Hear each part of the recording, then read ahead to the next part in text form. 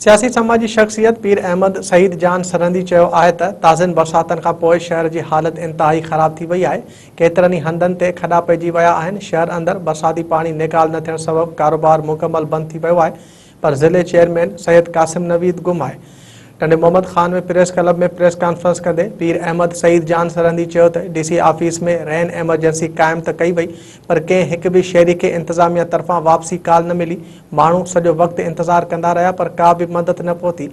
हुन चयो त बरसातनि जे अॻुवाट इतला बावजूदि ज़िले इंतज़ामिया सिर्फ़ मीटिंगूं कयूं, पर अमली कमु न कयो।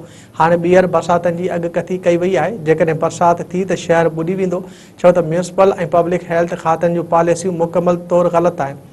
समाजी शख्सियत पीर अहमद सईद जान सरहंदी वधीक चयो त जेकॾहिं ज़िले चेयरमैन ज़िलो संभाले नथो सघे त खेसि घुरिजे त ज़िले जी ज़िमेवारी कंहिं ॿिए हवाले करे छॾे, जीअं शहर जी बहितरी ऐं आवाम खे रिलीफ मिली सघे।